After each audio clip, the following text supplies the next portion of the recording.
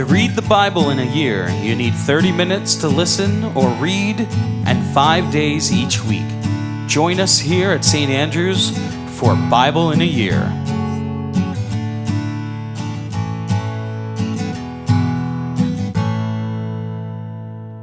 Welcome to week 6. Yep. Merry Christmas. What? Merry Christmas? It's Advent week 1. It will be Advent week 1. Blessed Advent to you.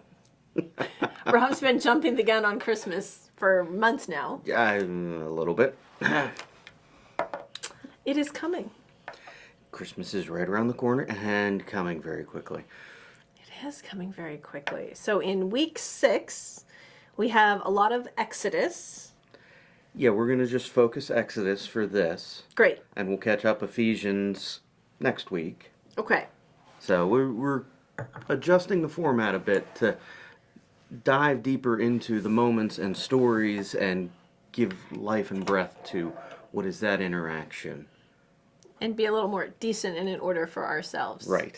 We will try to be more decent and in order, as Presbyterians try to do. So we're going to look at Exodus 1 to, what was it? 14, 15? 15. Yeah, you had said 15. So Yes. that's Moses' song that we would be ending with. Yes. Okay, let me stick my bookmark there. So Exodus 1 through 15. So we talked about the end of Genesis last week. Right. And here we started in Exodus. Okay, and... We have a time jump. Yeah, what is that time jump? 430 years. 430 years. So, and that's mentioned towards Exodus 13, 14. Wow. When they're leaving, because we finish Genesis with Joseph making the sons promise that you'll take my bones out of Egypt. And that's mentioned a little bit later, 430 years later. 430 years. And Moses took Joseph's bones. So 1600 isn't even 430 years ago for us. Oh, wow. Right? Okay, I didn't put it in time scale. I was trying to think about that. Like, that's a long time ago. Yeah. So we're in the middle of the Renaissance in Europe. Yeah. That was 430-ish years ago from now. Right after the Americans have been discovered by about 200 years. And right in the Renaissance age, right in that exploration and yeah. So that's a huge time jump. Not a little time jump. That's No, that is huge. big. So it makes sense that there is a lot that happened in Genesis that is not necessarily actively in the minds of the people. Right. It was a long time ago. And it also makes sense that, all of Joseph's contributions to Egypt are faded way in the background. Yes. 430 years. They've become a people that has kind of kept the core identity but forgotten almost who they are. That's interesting, because when you look at big picture of Exodus, those 40 years in the desert are refining who they are and the generation between. Yes. Huh. Well, and I was also thinking about this. Now we're already jumping, even though we're only at 15 chapters. But no, hold on, because I was thinking about the plagues. Right. And how, each time God keeps hardening Pharaoh's heart. And I'm like, is this really about Pharaoh? Or is this about the people of God who need to see and know who God is and to help, like we talked about in Revelation, help sort of extract them from Egypt? It's interesting because if you look at the whole of Scripture and God's presence showing up, it's in Exodus. It's physically in Exodus because you have the plagues, you have the pillar of clouds, the pillar of fire. Love the pillars. The big miracles. You have you have enough there that to prepare for this discussion, I went back and watched the Prince of Egypt. Oh yeah. I have seen that. Yeah, and it was just this is a huge story. It is a huge story. For Judaism and Christianity, And it's a huge moment of God just showing up constantly with signs and wonders Persistently. for a whole generation of people. Yes. And they needed that to re-know who God was. Yeah. Because we don't have any idea what happened in those 430 years between. They kept some level of cultural identity. And they held Joseph's bones, because they take those. And so they held some level of a promise. No, not too much. But how much did they forget? And there's a section that we'll get to that has me even wondering about that. That's awkward, weird, and a part of... How is that in Exodus? How's that in the Bible?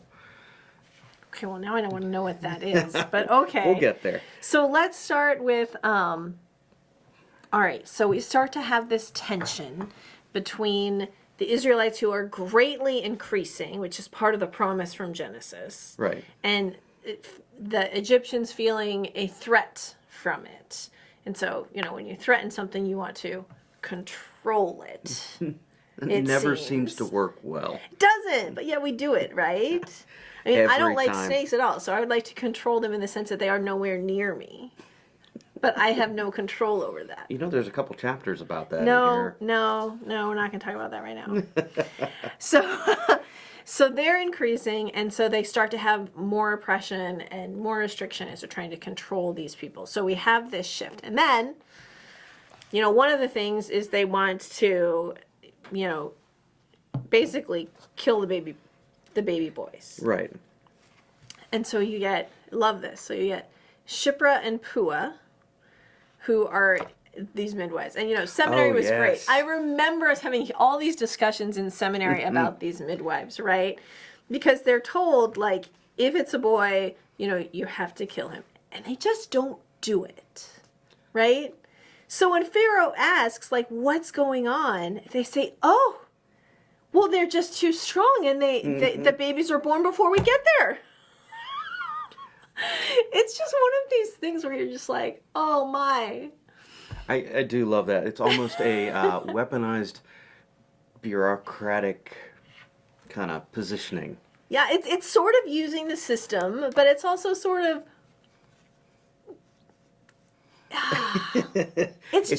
It's that shrewdness throughout Genesis that Yes. plays out one more time. But this time, like, it's only shrewdness towards injustice at Well- this moment. And isn't that what it should be? Right. Genesis has a lot of others going on. So they just don't do it. And so then they say, well, then you have to kill them anyways. And so we come to the birth of Moses. Right. It's such an amazing story. And, it does specifically say he was a Levite. So that was interesting. I don't know if I noticed that before. I think that just comes out later as they're looking at the priesthood and the tribes and their roles. Oh, well, it just says right here that his parents were both from the tribe of Levite. So I don't know. Maybe it becomes more important later. And so she has a son, and she hides him for 3 months. Okay, so you think about a 3-month-old, and... There was a lot of crying back then when my kids were 3 months. But their crying isn't as strong, right? It doesn't carry as far. Well, it's not what it felt like, but okay. It's not the toddler screaming. I think you can use... Yes. An infant that small usually only... it's not a toddler screaming.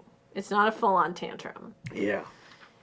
Some babies, like I know some friends, they just they had one of those big yoga balls and they just bounced their infant like this. Like that's what kept her calm. And they'd sit there. I mean, it was amazing. I tried to do it. I lasted 5 minutes, but they would do it for like 30 minutes. Hey, there's a great workout for you. It was. So she hides him and she can't hide him any longer.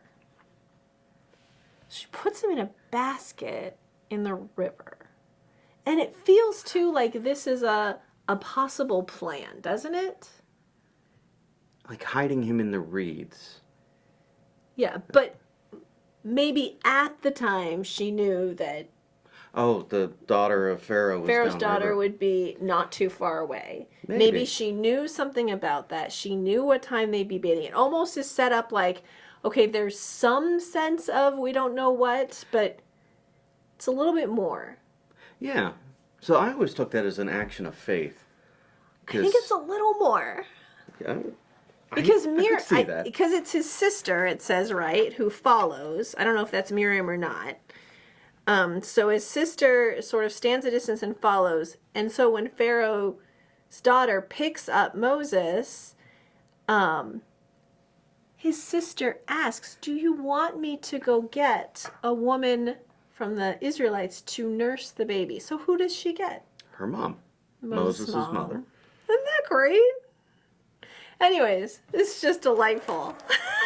I'm much more appreciating the savviness of the women in Exodus as opposed to Genesis at the moment. It feels more like working for a positive goal as opposed to just tearing things apart. So, I guess there is a transition with that. it feels in that way right Exodus. now. Yeah. Okay. I don't know. All right. So then Pharaoh, does end up in Moses is raised in the house of Pharaoh.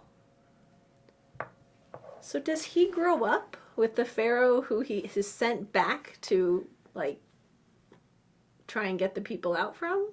So that's kind of the tradition and story that has happened. That the Pharaoh that he's dealing with is a half-brother in a way. Interesting. Yeah. So that's an assumption.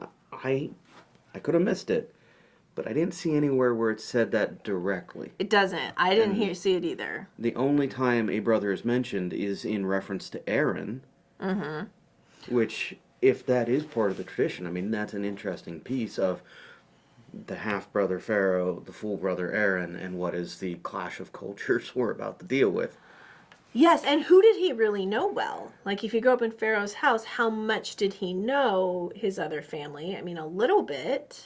He knew enough that he identified as a Hebrew, but not enough that it felt like he had that culture and ingraining. Which gets right to the point where he ends up killing the soldier. Right. And thinks no one knows. And then someone else mentions it. And they're like, "Are you here to kill us too?" Who is one of the Hebrews, right? So then he's like, "Oh, this person doesn't see me as one of them. And they know what I did." So and he he runs. flees. I don't want to skip Aaron, though, for a second. Because that was one of the things when I was listening is, so Moses flees. He's way out in the wilderness. I'm trying to remember. So he's in Midian, is that right? Right. That's where he ends up. And he takes a wife there, Zipporah. and does he have a child while he's there? Yes. Yes. Because it's the return that I think there's questions, again, on that cultural piece. Yes. It feels like we're building to this position where Moses is a Hebrew, but an outsider Hebrew. Right, the whole time. Right. Pretty much. Okay, so that was my question. So when he's negotiating with God, which is the next chapter, so let's just talk about it. So we have the burning bush, which is another one of those images we hold on to that. Well, I mean, there's a beauty to that of, Yeah. Okay, if you encountered a burning bush, what would you do? And then if it started talking to you, where would you commit yourself? That's how I always look at it and go, there's props to Moses for not running away screaming. Well, no, you would not run away. Because here's the thing. I am pretty sure that Moses has more of my experience with fires than yours. So in California, if you are out somewhere and you see something burning, that is not something to leave. You have to deal with it immediately. Well, I'm just saying if the fire started talking to you. Right. But still, you don't leave. You have to deal with that pretty quickly. And he's trying to watch flocks, right? So is this fire going to become a brush fire that goes in? So how long is he standing there watching the fire to realize it's not consuming anything? Okay, I see where you... Okay. See, I thought he just went right into to that with curiosity. I don't know. How long do you have to watch something to realize it's not being consumed? I don't know. Long. I mean, more than a little bit. I mean, unless it's green on the leaf, yeah. You'd have to watch it for a long moment. So he's there, and then he has this amazing encounter with God. I love this story. Yes. It's like God is there. God has a message for Moses. But first, Moses wants to understand who God is. But don't forget the shoes. I love that he says, take off You your stand on shoes. holy ground. Yes, something about being closer to it. Like absolutely connected to this holy ground. Well, and no barrier between. Yes. And that's the point of where there's nothing standing between you and that holiness. Not even the sole of a shoe. It's just right there in the midst of that. And he wants to know who God is. Especially, I think that outsider piece is playing in. Well, and does it happen before or after where he says, I am the God of your fathers? And he phrases it again in that living and active. It's after he reveals his name. The Lord, the God of your fathers, the God of Abraham, the God of Isaac, the God of Jacob.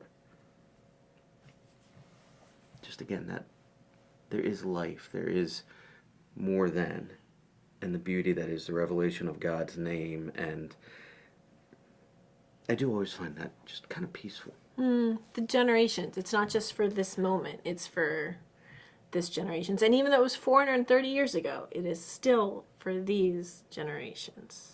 And even if Moses has the promise in the back of his head with Joseph, it's the God of the living, the God of even Joseph. Joseph isn't mentioned, but... Yeah. And when he calls Moses, Moses, and he says, here I am. Okay, I think we need to look. I think every time an angel or God calls someone, I think they always say, here I am. At least so far. I've been like marking that. So I think we need to look. Do we find a point where someone says something else? I don't know. I just keep noticing that pattern. And God has to help Moses get through this tension of, first of all, going back to Egypt where he fled from. And it's been a while. It's not like this was a year ago. We are talking a long time. He's it's a whole gotten season married. of life. He's a shepherd now. He's got a whole new life. So, yes. And, maybe they now know he killed him. It's common knowledge and they want to kill him. But also, he's being sent back to be the one to tell God's people that he's calling them out. But does he really fit with God's people?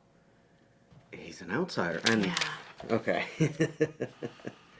The return trip to Israel, there's this odd little story where the Lord met them on the road and sought to put them to death. Oh, wait, which verse is that? That is chapter 4. It starts at 24 and goes to 26.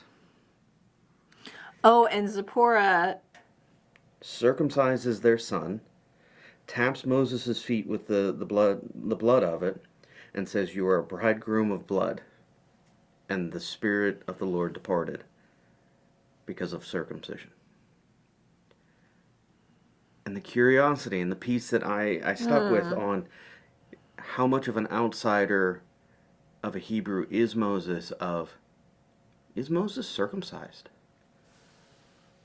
I don't know. He grew up in the tradition of Pharaoh's house. And how much had Israel forgotten while in captivity? And that's a piece of what's playing into this as they're going into what will become the plagues and the Exodus. Interesting. Huh. But it's that little bit of two missed that. verses that made me go, how much of an outsider is he truly from the original promises and covenant and representing what is the state of the So how the does he Israelites? get brought into it? Well, and how do they even then get brought back into being God's people with how much they have forgotten or just How far apart their lives are now. and they're not living into. So That's really interesting. The piece I was thinking of, as they go through and God has this whole long section he's talking to Moses, basically trying to talk him into doing this. oh yes. And, he talks about how he's slow of speech and that, certainly there's better people to go. So he could have had a stutter even. And God gives him this preview of the plagues, and he sees a taste of it and all of that. But still, he's like, please send someone else. And then God says, okay, your brother Aaron can go too. But this is the thing I didn't think about, is how well did he know his brother Aaron? And his brother Aaron wasn't there. He wasn't there in the wilderness of Midian. Aaron was back in Egypt. So he goes out to meet Moses in the wilderness somewhere along the way. I'd never thought about that before. And what did God do to call Aaron? Yeah, we don't know. We don't have that story. No, it's that piece that is God moving in ways that we don't always get to see. So that was something I'd never thought about too. Oh wait, verse 27 does say the Lord said to Aaron, go into the wilderness. Oh, okay. Well, God said it, but that's all we got. It's like the abbreviated version. Yeah. So then they connect. How well do they know each other? We don't know, but there they are.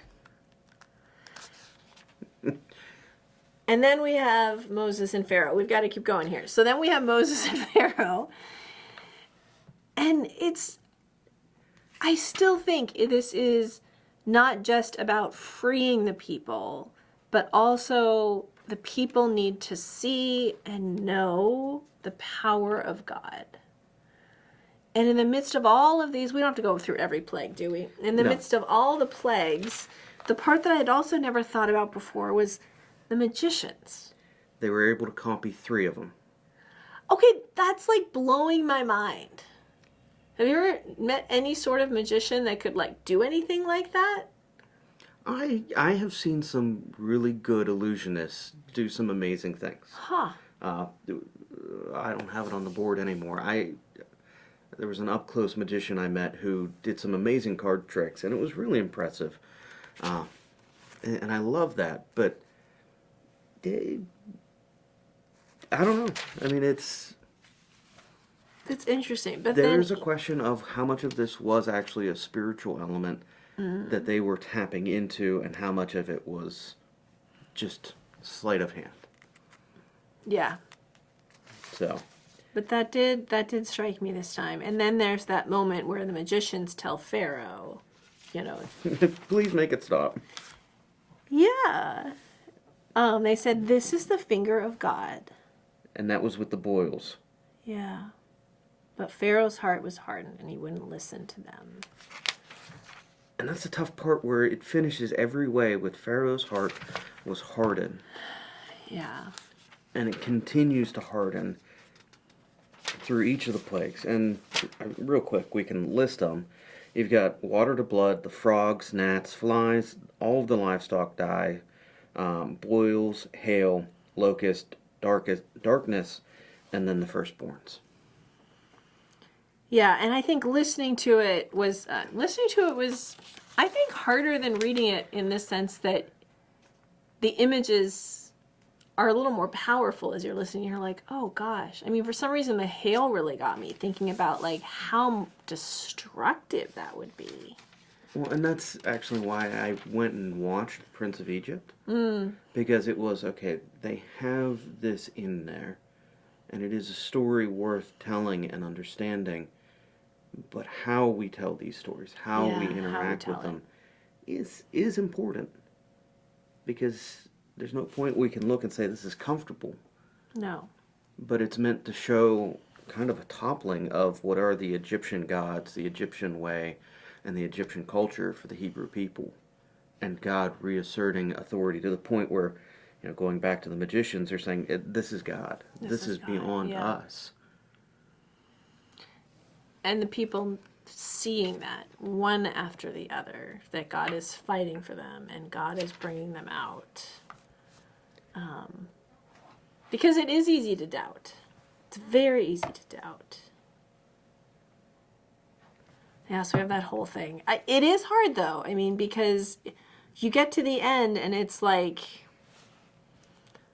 well, not the end of the book, but, the end of the plagues. And so they are going, and the whole thing about the Passover, I mean, it's great, right? Because this morning I literally was eating a toasted peanut butter and jelly sandwich, standing up in the kitchen because I'm like, I've got to go, right? And I was like this is what this means. Like, stand up like you're in a hurry to go and everything's ready, but you've got to eat before you go. And then even after that, Pharaoh's heart is hardened. But look, I mean, right here in, where am I at? 1232. You know, the firstborns have that plague, which is just not something I really want to think about. And also, it feels like a shift from Genesis, right? Where the older was passed over for the younger for the blessing over and over again. And here, the firstborns are not passed over, and it costs their life. See, I always took that as a reply to what happens in the beginning of Exodus. How so? Oh, with Pharaoh killing the boys of the Hebrews. Right, and it was even taking a step further as God of, you may think you have control over the male The children. Population, but I do. control all. Okay, That's honestly, how- that helps a little bit. That's never how I've connected always those. taken it, as this is God's reply to the actions that have happened. And part of the culture that is Egypt, Pharaoh was a god king. Right. And so what Pharaoh says was the voice of God. And how much of the plagues are God replying, no, it's me. Yeah. Yeah, because we'll hear that in the second part of Exodus. You know, the Shema becomes so important. Hear, O Israel, the Lord your God is one. Right. So replacing that totally. But I mean, I still feel for Pharaoh. I mean, 32, verse 32 in chapter 12, take your flocks and your herds, as you have said, and be gone, and bless me also. But the fact that this actually happens also at night, just a verse up, this is that night. Right. It's right away. That this is a very broken man, and this is the one that finally broke through that hardened heart. Yeah. In a way. Because Pharaoh returns one more time. The other verse, just a little bit down in 42, it was a night of watching by the Lord to bring them out of the land of Egypt. So the same night is a night of watching kept to the Lord by all the people of Israel through the generations. And I think that just jumped out at me because I spent last night, you know, setting alarms to give my child with a high fever Tylenol. You know, the idea of watching through the night and God watching over us. The one who doesn't slumber or sleep. It reminds me of Psalm 121. There was another section in Exodus, I can't remember where it was off the top of my head, but it used the phrase that in the morning watch, the Lord, and the implication is it was God's morning watch. And that even struck me of how that works. It's God who is watching over, restoring and rebuilding. Well, guarding. Well, we have those pillars. I mean, as they go, there's a pillar of fire to give them light as they go in the night, and a pillar of cloud by day. And I love those, because how often do we want it to be really clear? Does it get any clearer than there's a firenado over there, just follow it, or a giant pillar of cloud over there, follow that. Although I do sometimes wonder how clear the pillar of cloud was, you know, I mean, because I remember the first time I was driving through the Midwest, and someone was like, so watch for cloud walls. And I'm like, oh, what? You know, the cloud looks like a wall, and that's like a sign of a tornado. And I was like, what? So different cloud formations can be uncertain from your own experience. So growing up in Pennsylvania, I always think of it like that thunderstorm, the T-cloud, that is just this pillar you see coming at you. And that's how... said you're following it. Right. And I imagine it with lightning. Well, I guess lightning would even be... all right. But yes, you have the pillar of cloud that is fire and the pillar of cloud that is not, that they are following as they're going towards the Red Sea. Yes, because he's leading them around, because God still, God says he led the people around the way of the wilderness toward the Red Sea. Because they didn't want them to see the Philistines and think there was a war and run back to Egypt. Like, right. God knows it's easy to go back to what you know, right? It is. It's well, and always how much of that is a recurring theme, even when you get to the Red Sea, where it's, oh golly, you brought forever. us out here to what, die? And we're not even at the Red Sea. They lift up their eyes And right, and you see that in Scripture. You say, lift up your eyes to the Lord, right? But it's there, lift up their eyes, and they, behold, the Egyptians were marching towards them, and they feared greatly, and they cried out to the Lord. And it's like, because there were no graves in Egypt that you brought us all the way out here to die. And I love this part, because Moses says to the people, fear not, stand firm, and see the salvation of God, which will work for you today. And then if we skip a little bit, it says, the Lord will fight for you, and you only have to be silent. Like, can you just be quiet and see? Can you Sit just down, be quiet and look? Shut up. Have a cracker. God's got it. Yes. But see the salvation of God. And true, like you said, this is the point that people look to. And remember, God brought the people out of Egypt. Right, and this is where Pharaoh returns. Yes. And Egypt is conquered without Israel ever raising a finger. And we hear that the angel of God was going before the host of Israel moved and went behind them, and the pillar of cloud stood before them. And it reminds me a little bit, because now we're going back into the land, and it reminds me a little bit of that escort that Jacob got as he came back to the land and the angels met him. This is a little probably, the angels have come out, but it's almost like they're escorting them back in. Huh. We're seeing a tie in there, but... Well, it's interesting, because there is a reintroduction, re-verification, and establishment of people, which is what happens in Genesis. We get these moments of reintroduction, reestablishment, the reestablishment of God's people. Yeah. So there's a pattern going all the way back in. Well, and it's a pattern we end up in, and I think more than once. It is a bit universal. I think every season of our life, there's a moment we have to ask, like, who is God and who are we? Because as our lives shift, we have to figure out what that means again. Right.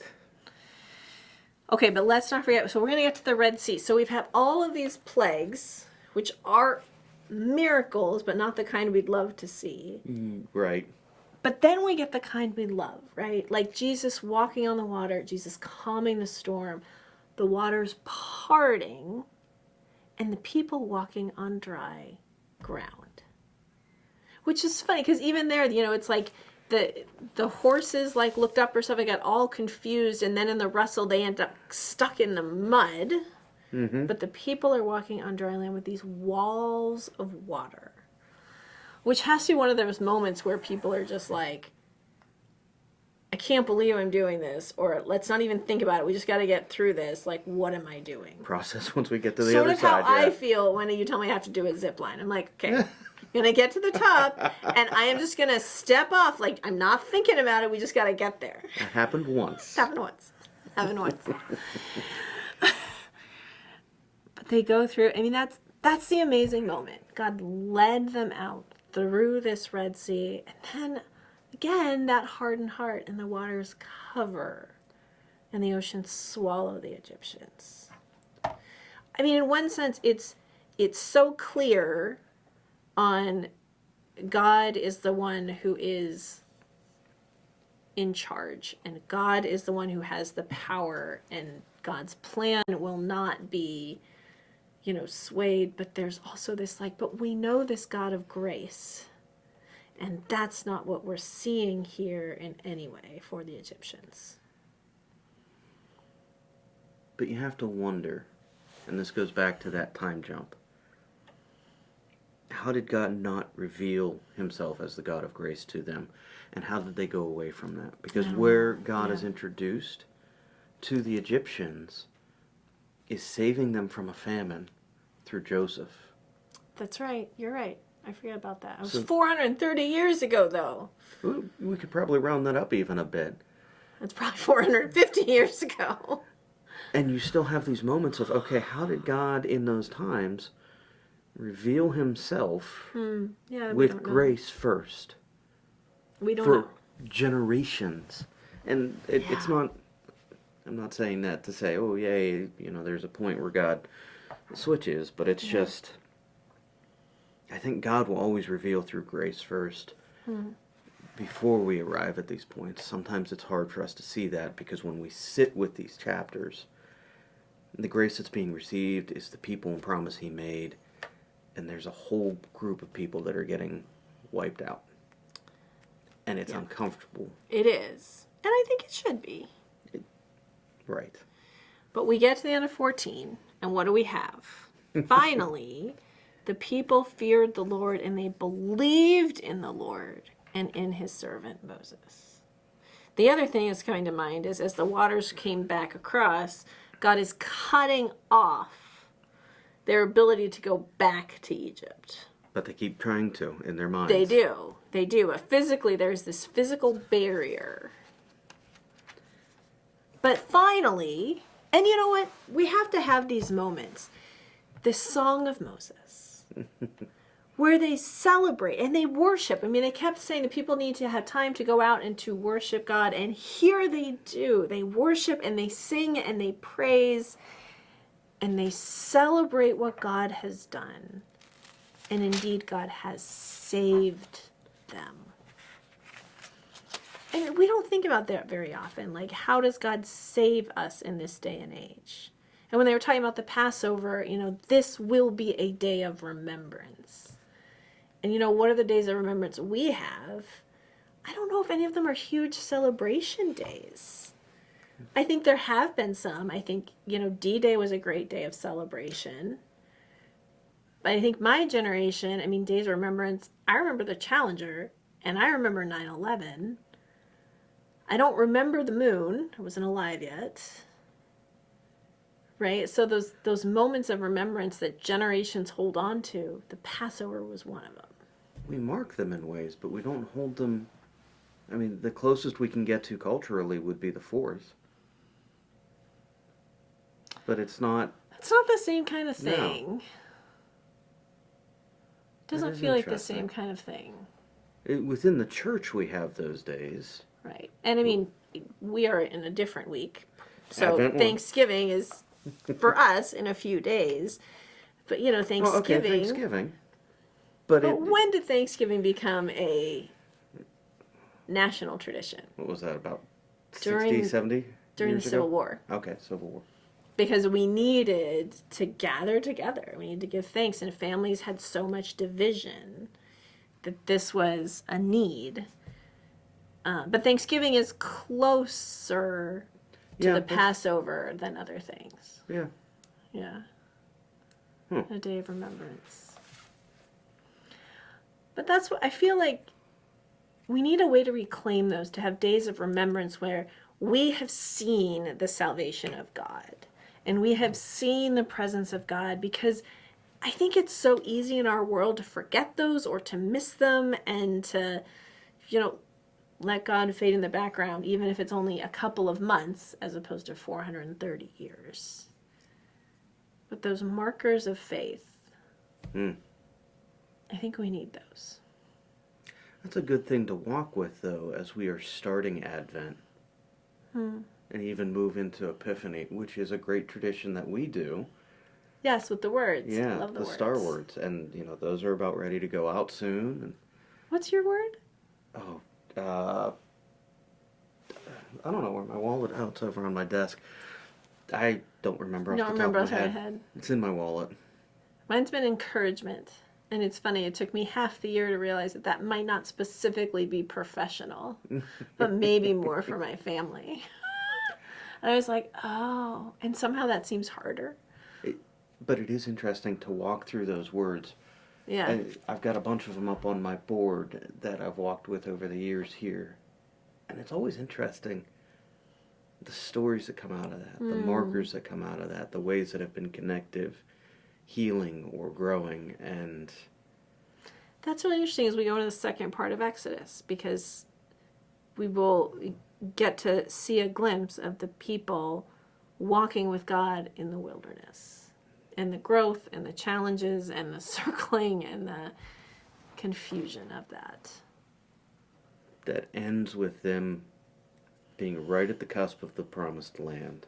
And that changeover of generations.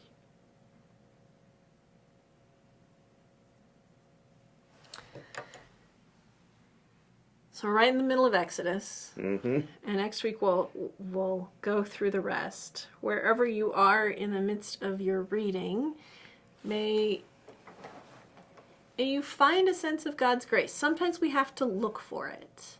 But in the midst, I think maybe this is a good place to say, let's keep looking for God's grace in the midst of Scripture and holding on to those questions that are difficult. Pharaoh's heart is difficult. It is. And there's joy and celebration in this, but there's also sorrow to be had. And there's hope that there's a God who sees all and is working for the good above anything else. We see the salvation of God in this season, in Advent, and may the Spirit lead us, even if we don't have a pillar of cloud or a pillar of smoke.